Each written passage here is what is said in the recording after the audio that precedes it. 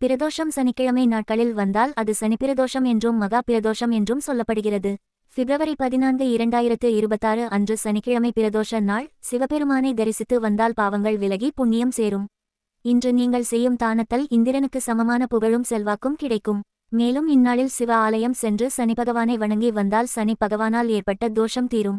சனிப்பிரதோஷ நேரத்தில் ஈசனை வழிபாடு செய்தால் 120 வருடம் சிவ ஆலயம் சென்ற பலன் கிடைக்கும்.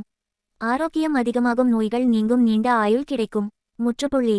ஒரு பிடி அருகம்புல்லை நந்தியின் கொம்புகளுக்கிடையில் அர்ப்பணித்து விளக்கேற்றி நந்தியையும் சிவனையும் வில்வ இலைகளால் அர்ச்சனை செய்து தொழுதால் சனி பகவானால் உண்டாகும் சகல துன்பங்களும் விலகி போகும். திருமண வரம் கிட்டும், பிள்ளை பேறு உண்டாகும், வழக்கில் வெற்றி கிட்டும், கல்வி செல்வம் பொருட்செல்வம் கிடைக்கும், துன்பம் அகலும், சகல சௌபாக்கியங்களும் கிட்டும், லட்சுமி கடாட்சம் கிடைக்கும்.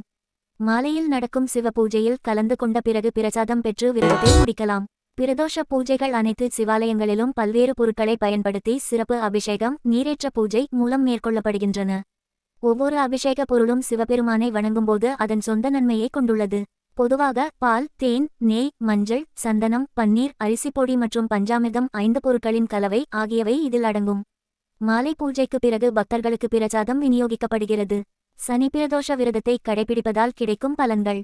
சனி பிரதோஷத்தன்று சிவபெருமானுக்கும் சனி பகவானுக்கும் விரதம் இருப்பது பின்வரும் ஆசீர்வாதங்களை உங்களுக்கு வழங்கும். ஜாதகத்தில் சனியின் 7.5 வருட பெயர்ச்சி அல்லது சனியின் பெரிய சிறுகிரக காலம் தசா புத்தி உள்ளவர்களுக்கு சனி பிரதோஷ விரதம் மிகவும் நன்மை பயக்கும். உங்கள் பாவங்களையும் தீய கர்மாக்களையும் மன்னியுங்கள்.